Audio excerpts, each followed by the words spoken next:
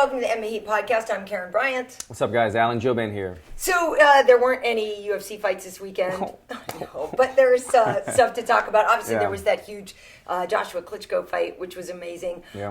But there's other stories in our world that we can talk about. Paige VanZant's Reebok ads. Did you see it? When are you doing one like that? Whenever they show me the money, I know, apparently. Right? I know.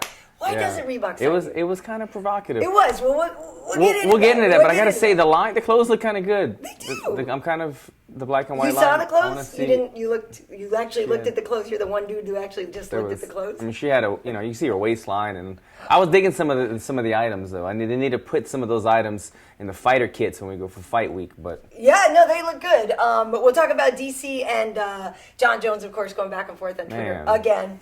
There's been some other activity on Twitter as well. But how's your weekend? I won my tennis match again.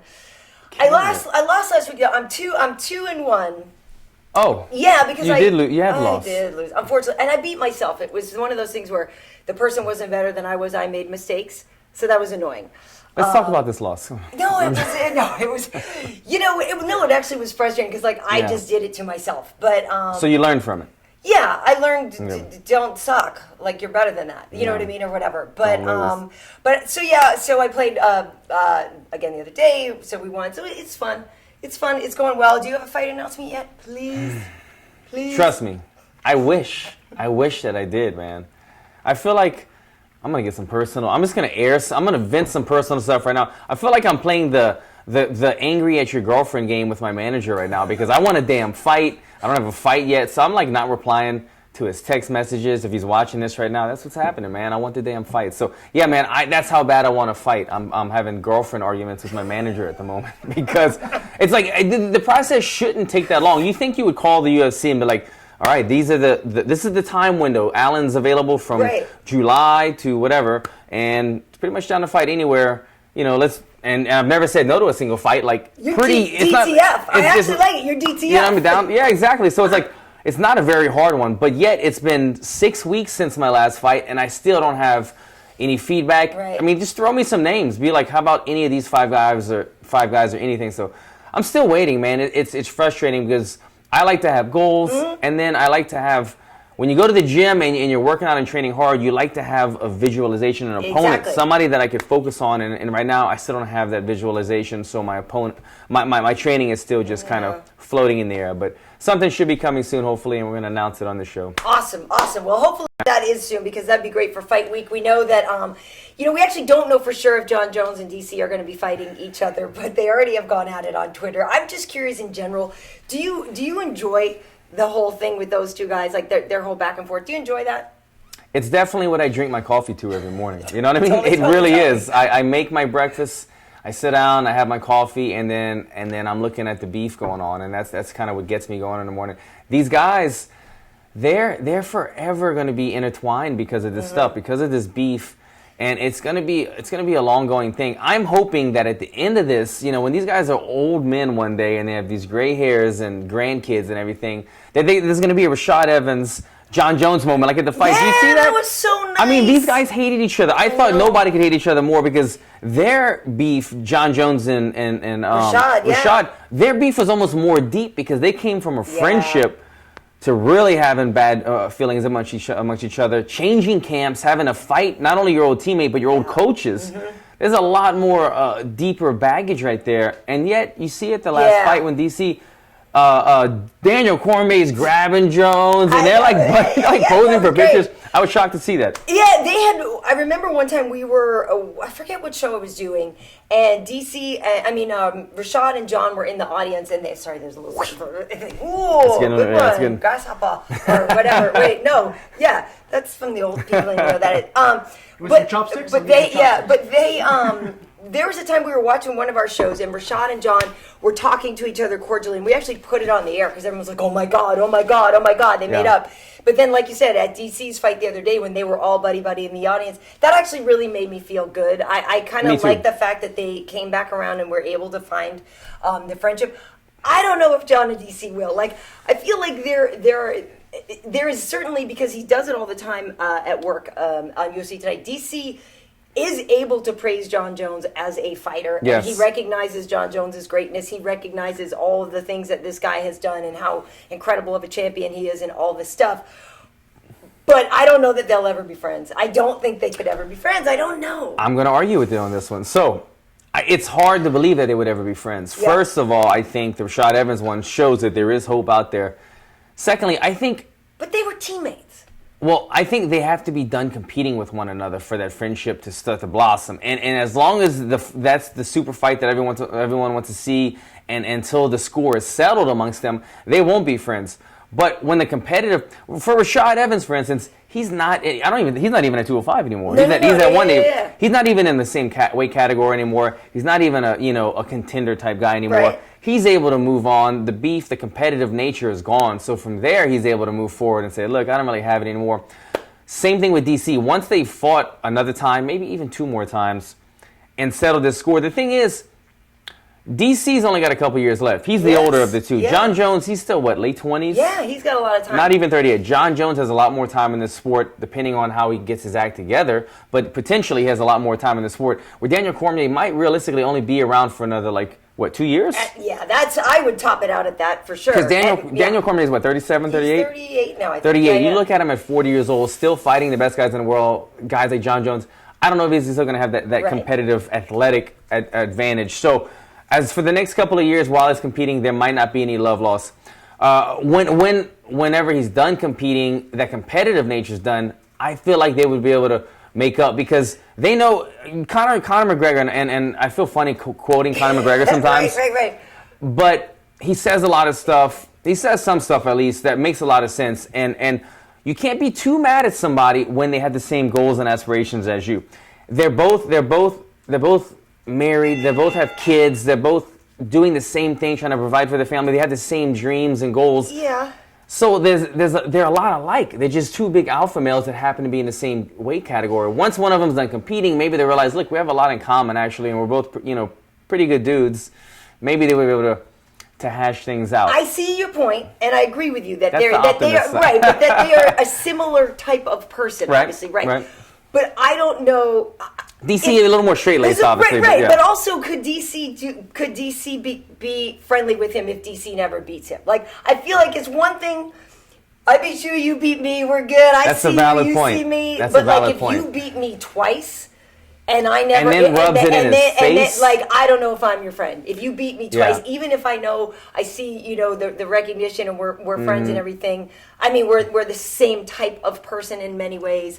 I don't know if I can get past it, because Jon is the reason so many people call DC a paper champ. Yeah. All this stuff, and so I feel like there is a big part of our fan base that won't ever give DC that recognition, even though he's beaten all these other people, unless and until he beats Jon. I think that's a good point. I think that even if DC did not beat Jon, and let's say they moved on in 5 years from now, if DC retired and they tried to have a friendship, Yeah. I think they could have a friendship still, even if it didn't. But the dynamic of the friendship would be different, because Jon Jones would be he would be the alpha male. You know what I'm saying? He would always be able to win whatever argument. I don't want to hang out with somebody that always that I know I'm beta. He wouldn't want to. You Yeah, know what I mean? exactly. I don't necessarily. Unless that person is somebody who, to be weird for the younger one to become a mentor or something. But I guess that's the only way in my brain I could wrap around hanging out with somebody who kicked my ass. And I don't know what's going to happen the second time they fight. I'm just saying in general, if that happened, I don't know. I literally would have to become, okay, well then teach me. Do you know what I mean? It would be an interesting dynamic. That would happen between those two. But it could be, like an Ali Frazier thing, where they go 1-1 3 times, and as much as they hate each other, it makes both of them better competitively, and just when you look at them like in the record books kind of thing, like you need. Okay, I was thinking about this other day. Okay, Ronda Rousey. We were speaking about Ronda Rousey earlier. When she was champion, she was so dominant. Yeah, she might not have had the creme de la creme at the time, right, but she was super dominant. But, okay, so Miesha Tate was a great fighter. She's one of the best in the world. She could never get past Ronda. And as much as they hated each other, I feel like there's a piece, and she might have already spoke about this, I don't even know, but I'm just thinking about it. I think there's a piece of Miesha Tate's heart that thinks, you know what, thank God for Ronda Rousey. Even though she beat me and I wasn't able to capture the crown, we had this competitive back and forth that made both of us like superstars. You know what I mean? Yes, she has admitted that, and that's exactly right, because she said without Ronda, my star wouldn't have risen as much. Absolutely. And even though I didn't, even though she was on the losing end. Exactly, which is the same reason why some people think that Mighty Mouse needs a foil, like that until Mighty Mouse has a anti-Mighty Mouse, that he won't be able to get that start, because that if he just keeps beating everybody, and he's such a great guy, and Demetrius is such a good dude, but if you don't have the anti-hero to him, or if you never give him somebody where he gets to be the bad guy, some people think that he'll never explode into that. And I can see, yes, I think Jon and DC need each other and are great for each other. I think that that they're going to be linked forever. But yeah, I don't know if we'll get 3 fights out of it. We need to get the second one for sure. And, it may be happening. There's going to be, I think, some news on this soon. Whether or not, Jimmy Manoa is going to be fighting soon in July too, because that was the whole thing. Either DC and Jon Jones at 214, or if Jon wants to tune-up fight DC and maybe get Manoa. Are you hearing stuff? I heard from Manoa's people that there should be Manoa news soon.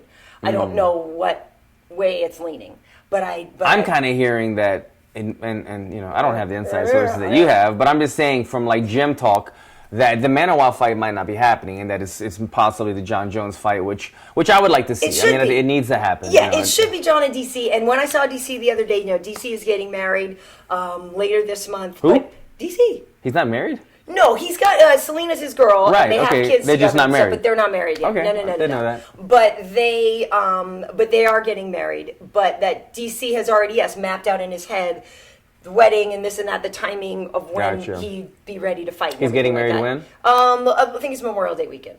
So yeah. Did you get an invite? We'll talk about that. Whatever. But so he already in his mind is wedding, whatever. Take care train, of business. Yeah. Da.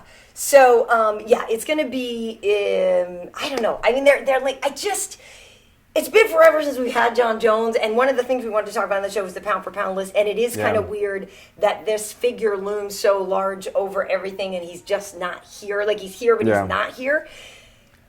So I don't know. We need him back, and we need him to stay on the straight and narrow. Because he's absolutely a guy that is at the top of the leaderboard on the pound-for-pound list. But he's just not even eligible, right? He's not on. He's not even on the list, right? No. He's not on the list. I mean, he just needs to get his shit together, because I'm not trying to be redundant. We've said this a thousand times. This isn't breaking news, but the guy is one of the best in the world, possibly the GOAT. He comes back and if he beats DC.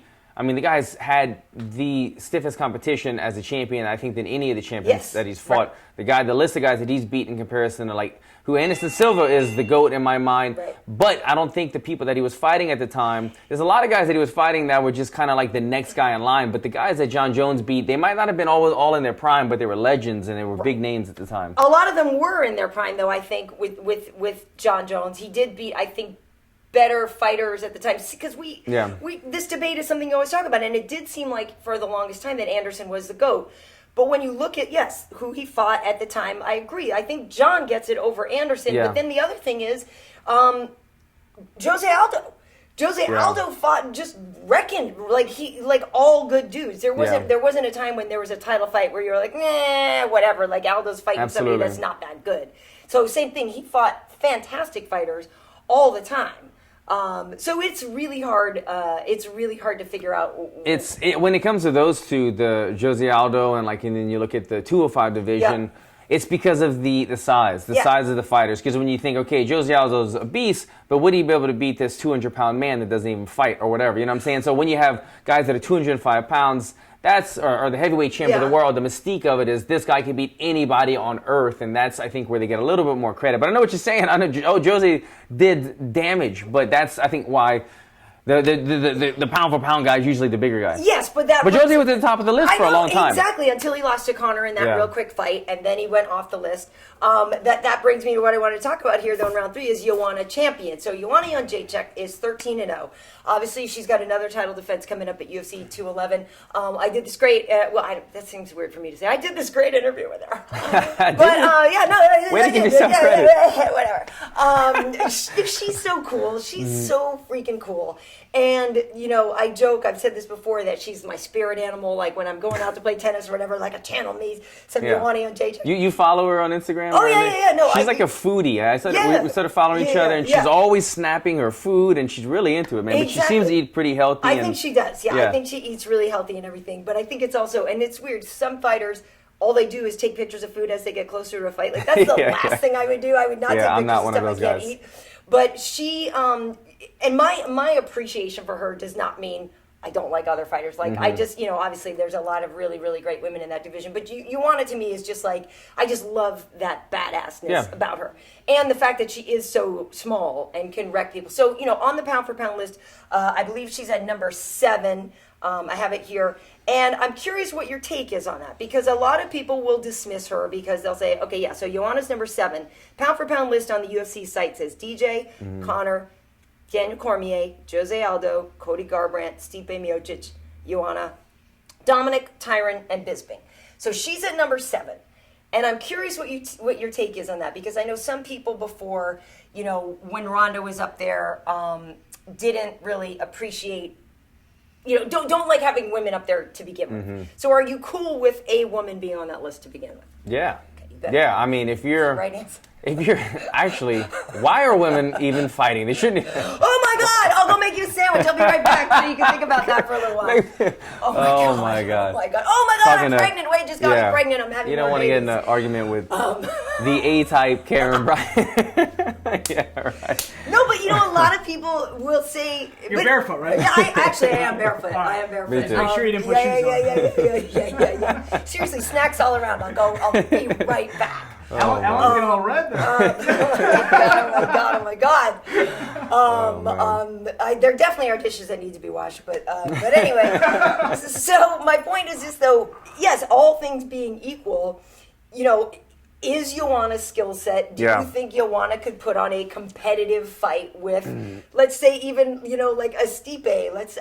It's a crazy thing to think of. Like the whole pound for pound thing sometimes is sort of crazy anyway. But do you recognize that her skill set should have her up there on that list? I think her skill set definitely deserves her to be on the list, but I'm not even thinking about it in that sense. Yeah. If you're thinking about Joanna and Stipe, then sorry, I love you, spirit animal, but it was nice knowing you. I mean, he's a giant man. I know, but it's supposed to be pound for pound, so it's the same thing. If you shrunk Stipe down to 115 pounds, will he beat Joanna? Then Stipe's ass is done. Yeah, Stipe is getting smoked at 115, but as long as they're fighting at 265, she's done. But okay, so. We're saying the same thing, but for me, pound for pound is for that size, for the weight that they're fighting at and what they've done. She's been such a dominant champion, and she all around. I don't know. It's based off of fight performance, but like you're saying, like you're joking. She's your spirit animal, whatever. She kind of embodies the champion, the badass, the badassery of what a champion should be. She's got that kind of she hypes up the fight good. She's got the mean mug face going on. She goes in there and she's always pressing forward. She's super technical, looking for the finish. She does a lot of damage. She's a great champion, and she's done great things inside of the octagon. So she deservingly is on that list with the other men. So I don't think it matters so much the class or anything. I just think is how dominant are you in your weight class. To me, the one that kind of stood out, and I don't think this is way off, but they have Dominic Cruz, I think at 8 or 9, above Tyron Woodley, who's the champion. Dominic Cruz is no longer the champion. And that one kind of stood out, raised a brow to me, because just like I said, Dominic's coming off of a loss.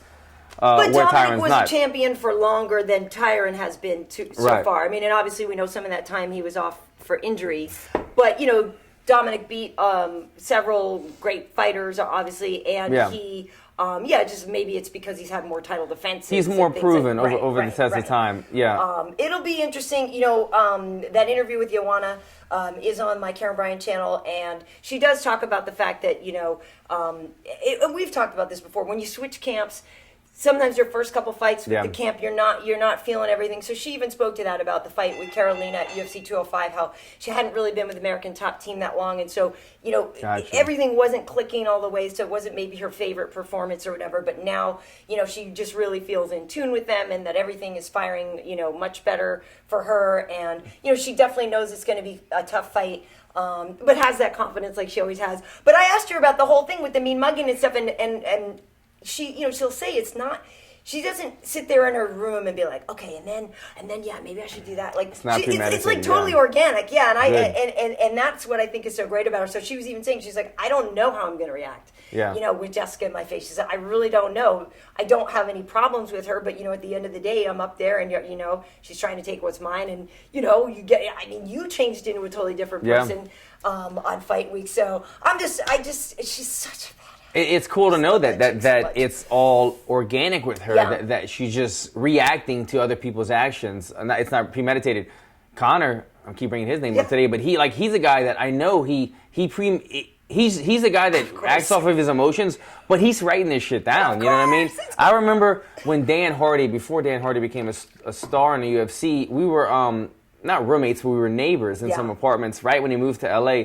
And he would come over and he would tell me something. I think it was before some of his early fights. And he would tell me a joke. And he would see how I would react. And I would laugh. And if I laughed at it, he would say, okay, good. This is some of the shit talk that I'm using. I love it. And so he was really premeditated. And he would think things out. He would try it out on other people just organically and see how they would react. If he got a good reaction, then he would polish it up and use it during the press conferences. Okay. And that's how Dan Hardy did so well. He was very good. He had the red mohawk. He was an exciting fighter, but he also knew how to sell fights very well. So it's a good thing. It's part of exactly. It's part of fighting. It's entertaining everyone. I would probably write some stuff down if I knew. You know what I mean? Like I would probably make some mental notes. Make little notes.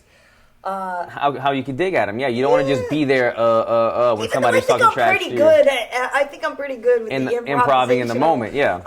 Take some improv classes. I did a long time ago. Maybe I should do that. I did long time ago in New York. Actually, even when I was playing tennis the other day, one of the girls on my team was even telling Wade, she's like, "Oh no, Karyn's really good at the smack talk." Yeah, well, but I don't even really do it. I just do it as a joke when we're practicing. Competitive, and you're coming from the fight game where you're like you're around it all the time. So get this, I was telling this was actually hilarious. And then I want to get into the Paige VanZant thing. This is a little side note, but when you're playing tennis, there's a scorekeeper thingy that you flip over. So one of them. We'll have like a white background with a green number, and one of them is a green background with a white number. Okay. And that's how you know the home and away team or whatever. And so we go the other day, and we played at this country club. I won't say where it is. But like, one of these things was not like the other ones, right? So I like roll up in there, and I'm like, whatever. And we're getting ready to play, and I asked the lady, one of the ladies I was playing against, I said, hey, okay, on the scorecard, which one are you? And she goes like this. She goes, well, we're white. And I like the way she said it, I was sort of like, and I was like, I literally had to bite my tongue because I was like, there were so many things that I wanted to say. There were so was many she home or away? She was the home team. Okay. Because I rolled up into their country club, and when she said it, I was like, 1,000. If you hadn't rolled up with the windows down and the music, I rolled up and I was just listening to that Kendrick Lamar record. I was like, what? Oh my god! No, but it was actually really funny the way the lady said it. Yeah. And then I was just I just let it go. Got a little awkward right there. Kicked her ass anyway or whatever, so that was even better. But it was very hard for me to not say something. Bringing the ghetto to the tennis club in Beverly Hills. Ghetto. I'm so ghetto. Me and my brown OGKB. University. OGKB. Oh man. Anyway, so the Paige VanZant thing. She, for those who didn't know, I'm sure everybody saw it. She made sort of her own version of a Reebok ad, and it's kind of provocative because she's holding the camera up and she's showing some of her skin. She's such a cute girl. She's like excited about the clothes. The clothes look cute. But a lot of other fighters have gotten in there and gave her a lot of grief about doing it and saying that, it was basically like softcore porn and all this stuff. And I don't know if people are as mad about the actual ad and where they feel like it's belittling to other women, or if they're just more mad that she's sponsored by Reebok and she's 4-2 in the UFC, which isn't really that bad. I don't understand. Yeah, why, no. Whatever. But I'm curious what your take is on it. Yeah. Well, I got to see You enjoyed it. it. You enjoy the ads. Let's run it back so he can get another I was look. left with my jaw hanging afterward. Maybe for a number of reasons. I don't even know why. She's definitely a cute girl, and she knows how to work it. Yeah. I wasn't it was kind of corny, like her little voice, the way she was trying to sweet talk the camera or whatever. But I get it. Look, everybody's a little upset, but they have reason to be upset, and she's not upset, and she's doing her thing, and she has reason to do her thing because everybody wants what she has, right? She's a good-looking girl. She's marketable. She's mainstream media, and she's a good fighter. Yes, she lost. 2 of her last fights? Yeah, she lost no, she beat Beck Rollins, but she lost to she Michelle lost to Waterson, H.E.A.T, and she lost to Rose. So she's lost to really tough girls, and these are main events and co-main events. So anyway, long story short, she's doing her thing, but I get it. If I was, if there was a guy in my division who I wasn't sure if I liked that much, and all of a sudden he had a thing, if Sage Northcutt would have made the exact same video as Paige, and Sage is rolling around crushing apples in his underwear Reebok, I might be a little teed off about it. I'm like, where's my sponsorship deal? Right. He's not in my division. I mean, she's not in my division. I'm not that worried about it. But I see the other girls. I see why the other girls got a little offended by it. But the clothes are kind of cool. Like we spoke about, the black and white line, they're kind of cool clothes. So maybe she got hooked up. She's getting paid the dough. Maybe they hooked her up with a gift bag, and she was just excited about it and wanted to do it. Or it could even be part of her sponsorship. I was just going to say, Reebok probably says, once a month you need to do some type of organic video showing the clothes. And she said, let me just go all in on this that one. That thing worked. Yeah, and that's the other thing. Is I feel like people are mad at the fact that they're just mad that she is a Reebok athlete anyway when there are quote-unquote better fighters, quote-unquote better whatevers that aren't sponsored individually by Reebok. So I understand that. But like you said, if you're doing Dancing with the Stars and you're doing Chopped and you're doing these other things that are helping get the sport out into the mainstream, you have to understand that that's why these people are going to get some stuff, and life's not fair and it's not a meritocracy, and it's just how it goes. But it is a weird thing because all of the women in fighting and just in general, we always know there's a part of us that has to play up the sexuality part and the other stuff. It's a conscious thing. We all know when we're doing it on Instagram, if we take it from this angle, the girls are going to look better. If we don't, we all know that, and it's part of the game. It's an understood part of the game. So I think it's a little bit unfair for some people to criticize her playing up the sexuality because it's just kind of part of the job. And look, a lot of other girls are doing it. Do you follow, is it Felice Herring? Oh yeah, Felice is good. She's dope. But look, you look at her Instagram or her fan page, I mean, she's in thong. She's in thongs in the sauna every day. I mean, she got 7,000 likes on yesterday's post. On April 14th at 2:30 p.m., she was wearing I'm telling you, she's always sitting on the back of a chair wearing something showing the back of her booty. Right. And look, she's got a ton of followers, a ton of likes, a huge fan base, a huge following. So other fighters are doing it too, man. I mean, you can't just knock Paige for doing this because she's in the more mainstream spotlight. Exactly, and it is mostly a male fan base. So it is weird because I was joking with you before. I was like, when are you doing that? But it'd be weird. If you guys did that, I'd be like, put it away, man. Come on, just go fight or something. It is kind of a funny thing that it doesn't really translate. But your gay audience, your gay fan base, which I'm not even kidding right now. I'm not even kidding. Do you ever are they vocal? Because I've watched fights up in West Hollywood. I have gay friends that are fight fans. I know that fan base exists, and it's a weird thing that nobody ever talks about that fan base. I don't know how big the gay fan base is, but I know. If you just ask some gay men, you ever watch UFC, they're probably like, oh, I love these guys rolling around. Yeah. They're always in shape, you know what I mean? Right. So I know there is the fan base for it. My agent that represents me at Soul, Jason, he is a huge UFC fan, and that's how he found me. He was watching the fights and discovered me, and so that's definitely a fan base, man. And it is something that some fighters probably male fighters could market towards more, trying to get that fan base in there as well. I like that the UFC did some work with that as well. I remember it was my fight in Vegas last year for International Fight Week. Because Amanda won the title then, but Amanda that was a great one for LGBT. She was exactly, and then Amanda did some great movement when she became the champion. Yep. When I fought, it was in July. we did something, and the UFC was working with some type of organization that was donating money. When we weighed in, we all wore like a rainbow shirt. I remember that shirt that said we are all fighters, and it was supporting the LGBT.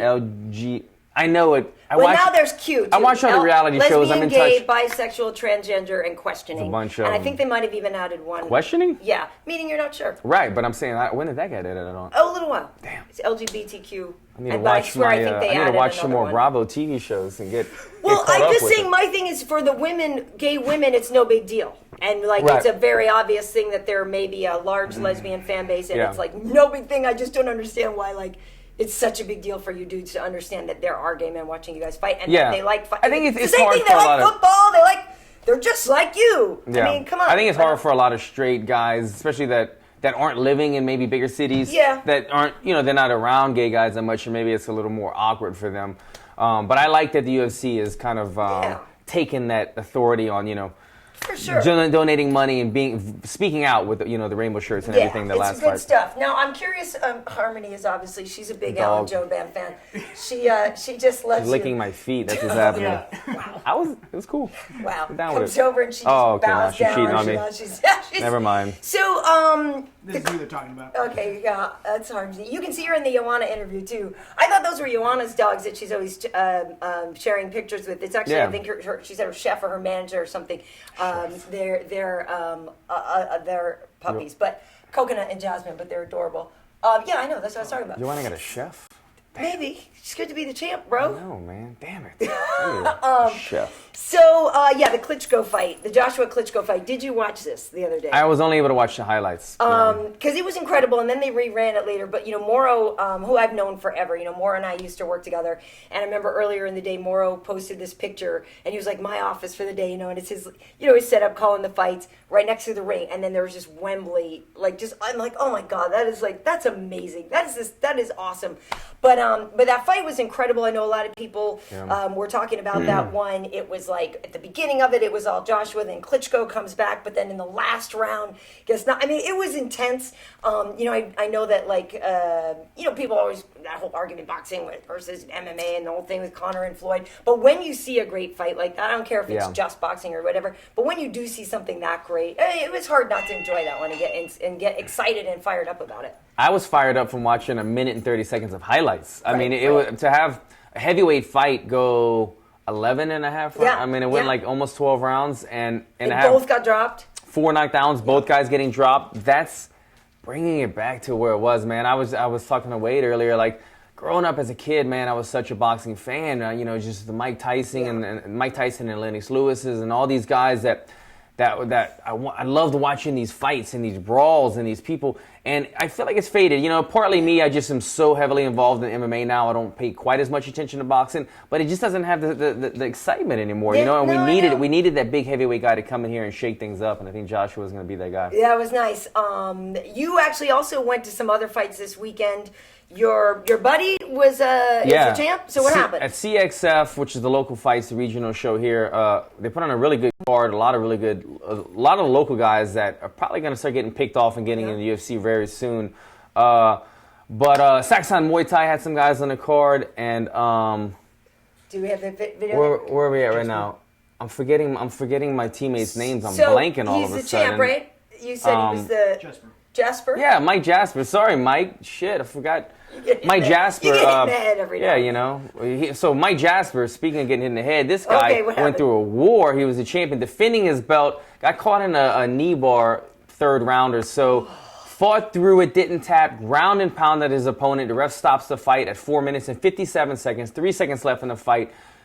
Jasper won, retaining his belt, but then he falls over in pain. I think he tore his hamstring in that fight. So it was one of those that you have to show a lot of heart, man, and to fight through that kind of pain and have that kind of injury after, these guys on the regional circuit, they're probably only getting paid not as much as you would in a bigger show. Maybe, right? He's probably getting paid a little more than that, but not in the tens of thousands. Right, for as sure, a champion, maybe like $1,500, $2,000. Yeah, so, something around there. So man, you got hospital bills and this and that, and I'm sure the insurance will take care of it. But what I'm getting at is, I'm hoping these guys like Mike Jasper, like another one that night, Terrion Flash Ware, he had a great fight. He's been the champion. These guys that have been waiting for the call from the big show for so long, putting on great fights in local shows. I'm hoping that they get the call, man, because you're seeing certain guys come into the UFC lately. I've been seeing some records, some more on the women's division, but in the men's as well. But I've been seeing records of like 4-4, 2-0. And when you see guys like that fighting in the UFC, I'm like, man, what about my guys that I train with every day who are 17-5 or 10-2 and they're 4-4 fight win streaks? So I'd love to see these guys get that bump up to the show real soon, hopefully. When you walk in, though, does everybody like say, "Oh, look at Mr. Big Time"? When you roll up into the little sportsman's lodge, and all of a sudden, oh, look who's in the front row. I mean, it's like the water place, and I just stroll on right there. Scraping the ladies off on the way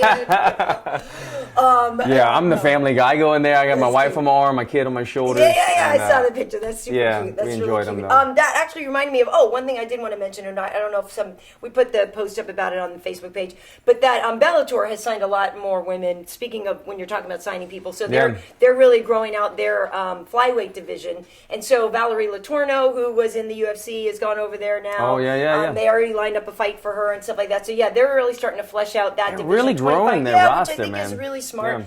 Because the 25 division is UFC obviously doesn't have one. There are a lot of women that I think naturally do fit in that weight class. So I feel like they're going to have some good success over there, getting some of the other women that they have. So that'll be exciting to see. I always liked watching her fight.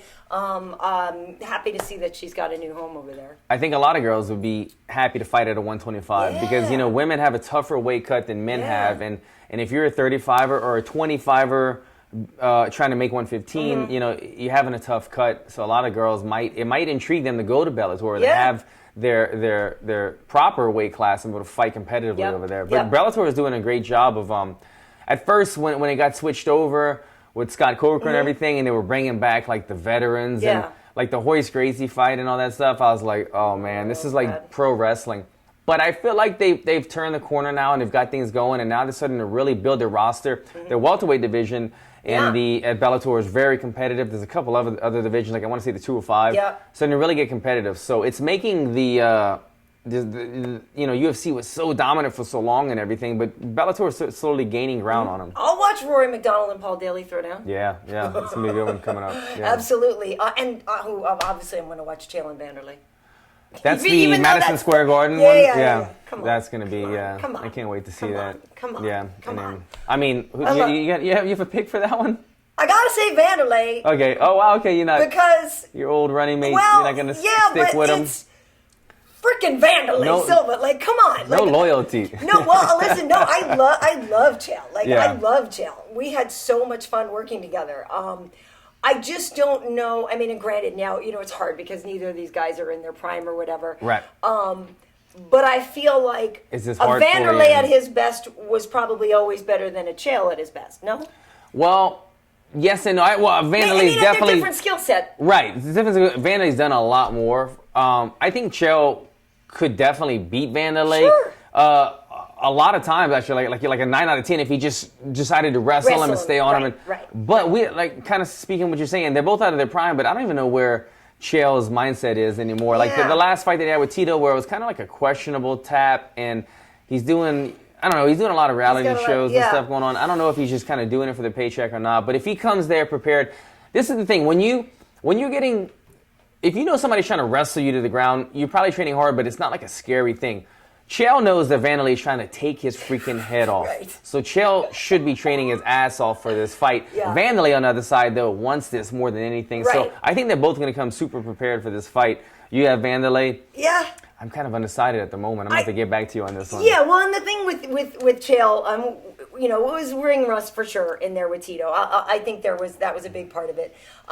It's just I don't know. I haven't seen. It's not like I've seen Vanderlei train in a long time. I don't know. Where are they but at? It's like when you think of that, the axe murderer. Like, come on. And he's not really going to be, he's not really trying to throw too many head kicks anymore. He's going to be low base, just trying to take Chael's head off, sprawling and brawling type style for Vanderlei. So it could be a tough night for Chael. Yeah, it could be interesting. Well, we'll have time to talk about that as it gets closer. We're almost done here. Are there any questions anybody has before we call it a day here? Joshua West is asking for a shout out. He's asked numerous times throughout the podcast. Joshua West? What's up, Joshua? Did he want Joshua West. Joshua West? Any relation to Joshua? Kanye. Kanye West, Joshua West. I'm saying. thinking like, I don't know. Yeah, I like think Adam West, the old Batman. Josh and Where Klitschko. you going with Joshua What's West? up, Josh? Thanks for watching, man. Yeah, thank you. Much appreciated. A couple people hoping you might be able to get an interview with Valerie. Wondering if that's something. Valerie Latorno. Yeah. Yeah, no, I would like to. I've tried to interview her once before, and it was too close to fight time or something like that. But yeah, I have her number and stuff. She's such a cool girl. Lovely girl, by the way, too. So yeah, I would like to do that because they gave her a fight. I forget how soon it is going to be, but yeah, they definitely already gave her a matchup. So Let's get that done, Karyn. yeah. All right, I'll get on it after the sandwiches. Before I go do the dishes, I'll go reach out. Someone was asking, what division do you guys enjoy watching the most? What weight class? What division? You're asking me? I gotta say, yeah, probably 70 and 55. Are you saying that because I'm here, Karyn? No, because I've always. I mean, It's the middle, yeah. I don't know. Shoot, now I got to rethink this because I have to say, over time, I think actually more of my favorite fighters might have been middleweights, and light. It's hard to pick one. It is hard to pick one. I'll pick up while she's figuring it out. The most competitive division in my eyes is 55 or 70. I'm a bit biased because I'm in the 70, and I know who's in this division. 70 is probably the best middle of the road.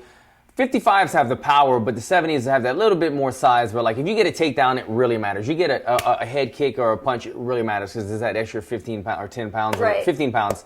70 is probably the most heavy-handed, big guy, competitive division in the UFC. I would say that's number one. But my second, aside from the 55, would gotta be 205. Something about 205 has always been competitive. Right now it's a little kind of funny, but to me, the 205 division has always been the athletic heavyweights. You know what I mean? Right, but see, that's where I guess I think a middleweight is. A little more Do you know athletic. what I mean? You know what I mean? A little more. But I will say the wide receivers. Yeah, They're the wide receivers. Yeah. Because when I think about some of my favorite fighters, okay, I think I always love watching Shogun wreck people because it's that power. He's 205. But I always loved Jose Aldo because it was like so fast and precise and just like the technique. Yeah, exactly. So there's a little bit of everything, but I think right now, actually, I actually might have to say middleweights are up there because when you have guys like Yoel Romero in there, when you have some beasts up in there right now that are doing some interesting things. 70 is always great, but yeah, I do think in terms of actual competitiveness, 55ers are great, but yeah, I kind of think I like watching the bigger people when somebody gets KTFO'd, like when you see It's got more fear factor. Yeah. We talked about this a couple episodes ago. I love all the technical fights, and when we talk about Mighty Mouse and stuff, he's amazing. And it's just a different. You're watching a different thing. You're like you're in awe of the technique and the speed, and how he adjusts to certain things. And that's what I'm admiring. When I watch Yoel Romero fight, it's like scary. You feel bad like when somebody gets their head cracked open or somebody gets slammed on the head. You know what I mean? Like things matter more. You get slammed down at the 185 or 170 division, you might be really hurt. Things matter more, so it's a little bit more scary and more danger involved, and that's what's more intriguing about it to me. Think about before Robbie lost, when Lawler would walk out there and you were like, oh. Yeah, like this guy's a zombie, he's a killer.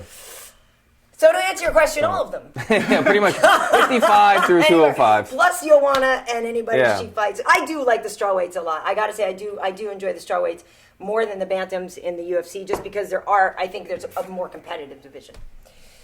Like it. A lot of people asking, they want you to talk about Raging Ally Iaquinta. What do you guys think? Raging Al! Raging. He is raging on Instagram. Do you like it? Twitter. Do you appreciate it? I like it. You know why? Because he's been gone for so long. I remember thinking before he fought, I was like, what happened to that guy, man? He was such a promising fighter. He comes back, has a big win, and now he's just talking mad shit on everybody. And it's keeping him in the headlines and everything. I like it. I like it a lot too. I like that Al. I don't necessarily like the approach of crapping on your boss in attempts to get more money or something. Yeah. Like, I don't know that strategy is going to work. I'm not trying to follow in his footsteps, but it's entertaining. I've never been a person. I've always been a person that was non-confrontational with my employers and stuff like that. But different obviously circumstances and stuff, but I like that he's going out there and like telling Mike Perry to sit down and be quiet and worry about your own division. I like that he's kind of calling some people. I thought it was pretty funny that he fired Sage, right? That he was saying that he was the boss and stuff like that. I too have missed him. I enjoy Al a lot. I think he's so fun to watch as a fighter. I listen, like you were saying before about the morning coffee, like with Al. I'm like, let's see what Al's talking about today. I think so it was for sure. I started following him this morning. Have you? He's awesome. a real estate agent, right? Yes. Have you seen his page, Wade? Are you able to bring that up? Al's real estate page. I think his Twitter or his. I think it's his Twitter page. Anyway, it's a picture of him for his profile, and then his background or whatever. It's like him flexing on like some houses or something. Like, can you imagine though if your real estate agent was Al Iaquinta, how like if you're a UFC fan and like Al's showing you the house, is he? You know, he's talking about like the. Yes, I think he does pretty well too. He's got new floors and it's an open design, open concept. Like, he's got a great. You can put some mats down yeah, here. This is a chef's kitchen, guys. This is the shit in my house. Yeah, you know what I mean? house, I'm gonna kick your ass. Yeah, that was rage that's true, on That's you. true. No, I think he does pretty well with the real estate. I'm all in. Like I'm all in on Al Iaquinta. I've been a fan. There you go. Stay a fan. I will be a fan. Yeah, look at him, man. He's flexing. He's you know working both the areas, I'm man. glad he's back. He's got a backup plan, so he's able to talk. I guess real estate's going Maybe well. that's because why. Yeah. Maybe that's why. It's going well. He's like, whatever. I'm gonna talk trash. But you know what, Connor? Man, I've had Connor You got theme like today. a What little, is going on? It's all right, I don't know what it is. Am I kind of like a Connor fanning out maybe today? you're like a little fanboy. And I'm really okay. not, The guy's good. Maybe it's coming out of me. But Connor does the same thing sometimes, though. Where he's just kind of like, screw the company. They need me. And then in return, he gets what he wants. And maybe Al's just like, whatever. I'm going to go about the same approach because my real estate's hot right now. And if it doesn't, literally, you know what I'm saying? But if it doesn't work out, then I'll go do real estate. He's making people care about him, too, which is half the battle, which is how you will eventually get more money anyway, is by making people care. Look, I liked him, but I didn't follow him until he's had these crazy posts, and now I'm following him, so it's working. Anything else? Only last thing, some people still don't understand. Oh, no, Brooklyn? Why? No. Why Alan is always here. Why what? Wait, okay. Why you're here? I don't... And I've told them it's because this is the Karyn, Bryant, and Alan Jouban podcast. Right. But yet they still can't differentiate around. what MMA Heat like interviews and. No, they think you're here because Karyn has a crush on you.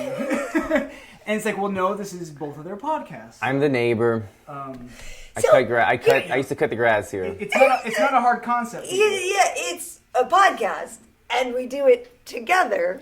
I'm Therefore, the co-host. Oh, you can't say that. No, Don't you say, are. No, you you are. But don't Why say we wouldn't- do it together. Whoa, That might lead things on. We do it together, and we You have film to it every week. Wait, no. We co-host. You have to be very detailed with some people, Karyn. You're right. So, yes, we do the podcast together, and so therefore we should be in each other's presence to deliver the show. And I'll even give you background on how it started. So Karyn would just hit me up with the normal MMA Heat podcast when I was fighting, and then I'm based out of LA where she does a podcast. She needed a co-host at the time. Right, Pete couldn't do it anymore, and then we were like, well, we need to find somebody that could do it. Right, and I was actually interested in doing it. I was trying to work on just doing this kind of stuff, speaking in front of camera, and I wanted to get the experience. And so we did a couple, and then now, I mean, we've been doing the podcast together for how long now? And may I say, a while. Like and over may I a say, year. You've really blossomed. Thank you, Karyn. Have I? Actually, yes. If you were to go back and look at the original ones, that's okay. We don't need to bring up any old footage. The good thing, what I love is you got a little raging Al in you. Like at first, and it is difficult, and I have to say it's difficult for me too. It's difficult sometimes to have an opinion. Yeah, and call somebody out on something and say something that's maybe not 100% positive about somebody because you know them, they're your peers, or this, that, the other thing. We have relationships that you want to honor, so it can be tricky. So I think at first, you were just a little bit more hesitant about, everything. Calling people out or whatever. This is our 54th podcast. 54th together. Okay. 54 podcasts. If they haven't figured it out yet. Yeah. But by the way, the funny thing is, with the whole, because then I did an interview with somebody, and then they go, oh, that was it. This was what was hilarious. It was right after your fight with Gunnar. I think you were literally like still in England or whatever. I did an interview with, I forget who, and somebody goes, oh, he loses one fight, and I see Alan Jouban's just tossed from the show. Damn. This is an interview with a different fighter. So I was like, usually bring Alan. Thank you for having my back, whoever that was. No, it was hilarious. I was like, when they were like legit pissed at me. Oh my Because I God. kicked you to the curb for losing a fight, and I was like, Damn. no. You I got fired quite because I lost. Understand? I better start winning again. What's going on? But the whole thing about the crushes and the tension. On the Joanna interview, somebody was like, I sense a lot of sexual tension there. Between you and Joanna.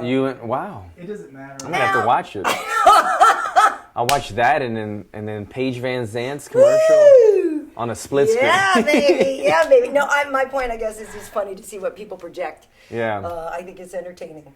And another question, might be a legit, honest question. People are wondering, have you ever had cauliflower surgery on your ears? Because how do you maintain 2 careers and not have your face go? So I've never had surgery. I don't know many people that have surgery, but yeah, my ears, I've probably had like legitimate cauliflower where I just drain it, to answer your question. Every time I've had cauliflower ears, I stick a needle in it myself and I drain it. And that process lasts sometimes like a month because... Keep doing it? Yeah, because when I was doing it, I wasn't... Now they have these great little devices. I don't know what the names are, but you clip it. It's almost like taking a paper clip or like a file clip thing. And once you drain your ear, you close it right away so it can't fill back up with the blood. And that's the best way to get rid of it. And so at the time... Like a clamp? Like a clamp, like you would like clamp paper with or something. Yeah. So now they have actual specific ones made for cauliflower ear. At the time, though, I was just draining it, and then it would fill back up with blood. It takes a month. But yeah, I probably had cauliflower ear in both ears like 5 times on each ear. So I've been through it so many times. It's annoying. I've had cauliflower ear the same time my bulldog had cauliflower. He scratched his ear too rough, and he is filled up with blood. And literally, I'm not even making this up. Every night, I would drain my ear, put him in the shower, drain his ear, and then we would ice both of them. And we went through that process for a month. It was so I couldn't just shower and go to bed. Every night I had to drain my ear and drain my bulldog's ear, and he would shake and blood would fly. It was a pain in the ass, man. But thank you for noticing them. My ears maintained pretty well. I don't mind the cauliflower look too much. I don't want it, but I'm saying the cauliflower looks not too bad. It's when this starts happening. This is what you got to stay away from, because the deeper the cauliflower gets to your ear canal, the more it expands out. When you have it on the wings, it's not that bad. But when it's in the back, you don't want that. You don't want the fold over. No. Those things are kind of awkward. If it stays flat, not so bad. It kind of has that look like Lord of the Rings, the guy with the bow and arrow. It's not too bad. And by the way, speaking of looks, those of you who think that he looks like Nick Diaz, like what? I've been getting that a lot. What? Nick Diaz. Nick, Everybody's like been what? saying I was like. You don't look like Nick Diaz. By the way, I was sitting at CXF at the fights, and if you're watching this show, I forgot your name, man. I'm sorry, but he says he was very familiar who I was. I could tell he recognized me right away, and he wanted a picture. But the first thing he says, he goes, "You're Alan Jouban, right?" And I was like, "Yeah, man, good to meet you." And he goes, "Man, you look different than you do on camera." And I was like, "Is that a compliment or a bad thing, man?" And he was like, "Hey, I was like, "All right, bro, I get it. Yeah, okay, thanks a lot. The lighting's pretty good, but pretty much." So you saying you look rough? You're saying I look a little rough that night. And I guess on camera they project us to be this 6'5" Greek guy. When you watch fighters, then you see me in the camera adds 10 pounds. They say sometimes. The Fox camera adds 35 to me. The Fox one's different. It's like totally different. I guess the Fox uses different. Yeah, no, ones, theirs is solid 35 pounds. It makes people look huge. If you haven't met a fighter, sometimes you're like, that guy's like 6'5", and you meet him. I used to think Stephen Thompson was like 6'2", 6'3". He seems so tall, and then in person, he's the exact same height as me. Yeah. But that's just how it is. But yeah, it was funny that was the first thing he sees. He's like, "Hey, Alan Jouban, you look a little different." I was like, "Sorry, I should have dressed up a little more." And meanwhile, by the way, too, that's not everybody who knows this show knows I love me some Diaz boys. I'm just saying you don't look like Nick Diaz. That's all. I get it's the brow bone. It's something about like our eyebrow bone that. Okay. There's a certain angle that we do. That's not the one, but okay. There is one that I get that a lot. All right. Are we good? I think we're good. All right, we're good. So, Karyn, give me Karyn Bryant's lookalike for the next show, guys. Who's Karyn oh Bryant's yeah, celebrity okay. lookalike? Oh, my celebrity. Let's see who that is. Who is that going to be? I told you somebody said I had a jawline. The jawline? A skeleton would envy. A what, huh? A what? Skeleton? A jawline that a skeleton would envy because. Oh. Okay. That was actually funny. That's good. Yeah. People usually say the chick who's also named Karyn Parsons or whatever, who used to be on Fresh Prince. Some people think I look like her. Oh, the hot sister. Yeah. Oh, some people think I yeah. look like her. Some people call me. And same personality Sage, too. Yeah, totally. Some people thought I looked like Sage deal from ESPN, but we don't look alike. We both have curly hair. Don't know but that we one. don't look alike. I like the Fresh Prince one. Yeah, That's a but good one. anyway. All right, so this week we don't have UFC tonight, but we do have Tough Talk. But more importantly, we're going to be doing UFC Now tomorrow, yeah. right? You, me, and Flo, right? We're gonna be handling it. Yeah, So be what's good. the thing? People can send questions in to you guys? That's true. Yeah. So get on Twitter. Go to UFC. Whatever it it's is. hashtag- is it- Official UFC Now. At official or Right, something. or do we just use hashtag UFC Now for the questions? Either Anyway, way, look it up. You can send your questions in, and if it gets picked, we're going to answer those questions on the show, on the tape Yeah. UFC Now, and it airs like every week or so on Fight Pass. So check that out. Yeah, so that'll be fun. You, me, and Kenny. I mean, gosh, how am I going to get along with you guys? It's a good It's going to crew. be so difficult. We'll have to get to know each other. And The last time I busted you, you were eating the donut, and I yeah. The have a little donut section, The donuts coffee. are really good. Try to And they stay get- awake, it's man. You good, gotta stay it's good, awake. It's good. All right, so on social media, you can find me, KB Heat on Instagram, Karyn Bryant on Twitter, Karyn Bryant on YouTube. And again, like I said, we have the Joanna interview. I also have an interview for Fabricio Verdum where he gives his prediction on Junior Dos Santos versus Stipe Miocic. And also talks about the possibility that he's going to be fighting Alistair Overeem for the third time. We still have a Rafael Cordero interview that we'll be dropping on you guys as well. And so yeah. So that's it. What Good about stuff. Just check me out, Nothing Changed, at Alan Jouban, and shout out to my sponsors, New Breed Nutrition. you? Nice. Thanks for watching. Cool. Take care, guys. Holding. Live. That bitch. Go make me a sandwich.